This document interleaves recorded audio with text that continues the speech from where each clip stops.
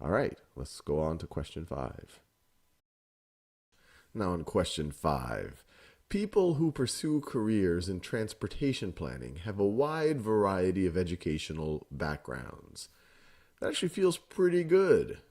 I don't know if I would change that at all, but let's see what the other choices are.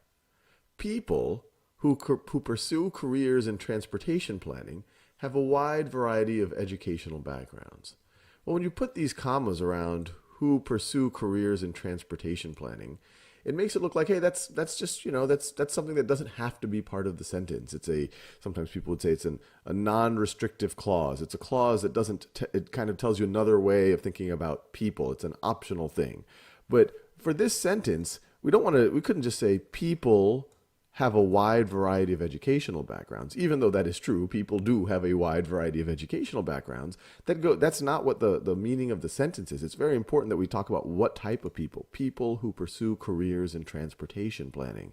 So I guess one way you could call it is this is a very important restrictive clause for this sentence. You need to know what type of people. That is key to the meaning of the sentence. So I wouldn't put commas around it, which makes you feel that it's just optional. It's another way of describing the people. Maybe you could just read people have a wide variety of educational backgrounds.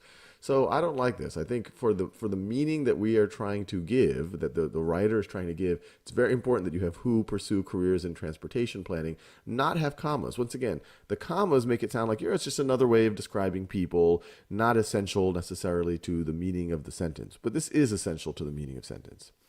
People who pursue careers in transportation planning have a wide variety of education backgrounds. Well, this is kind of doing something similar. Now they're just putting in transportation planning in commas. And one way to think about that is you could say, like, people who pursue careers have a wide variety of educational backgrounds. Well, that's a true statement, but this whole passage is about people who pursue careers in transportation planning. You don't want to, just like we said for B, you don't want to mark this off. You don't want to mark this off with this clause, making it seem like this clause is kind of optional. You need to say in transportation planning, so I wouldn't put commas around it. And then finally, people who pursue careers in transportation planning, comma, have a wide variety of educational backgrounds. Well, that just feels we're just taking the kind of the subject of the sentence and separating it from the predicate of the sentence with a comma for some reason. So that doesn't make any sense. So I would definitely go no change. Just no commas in it. People who pursue careers in transportation planning have a wide variety of educational backgrounds. And then we could keep reading, but obviously if you're under time pressure for the SAT, you wouldn't necessarily have to read all of this. But between answering all of these questions, it's nice to be able to read all of this. A 2-year degree in transportation technology may be sufficient for some entry-level jobs in the field. Most jobs, however, require at least a bachelor's degree. Majors of transportation planners are varied, including fields such as urban studies, civil engineering, geography, or transportation and logistics management. For many positions in the field, a master's degree is required. So once again, if you were doing this passage, you wouldn't really have to read all of this. You could have just tackled this sentence by itself. But if you have the time, it doesn't hurt to. You might learn something about career of transportation planning. We're now on question 6, and there's a little bug here. I'm using an early prototype version of this software. It says question 6 of 5. It should be 6 of 6. But anyway, I think we get the point. Transportation planners perform critical work within the broader field of urban and regional planning. As of 2010, there were approximately 40,300 urban and regional planners employed in the United States. The United States Bureau of Labor Statistics forecasts steady job growth in this field, projecting that 16% of new jobs in all occupations will be related to urban and regional planning. So grammatically, that looks correct. But then they have this chart down here, and it says urban and regional planners predict increase in employment projected 2010 to 2020. And what they tell us about urban and regional planners is that between 2010 and 2020, there's going to be a 16% increase in employment. And so I think what's going on here is that this isn't about grammatically fixing this sentence, but actually seeing whether the meaning of this sentence is correct. So this is projecting that 16% of all new jobs, of new jobs in all occupations will be related to urban and regional planning.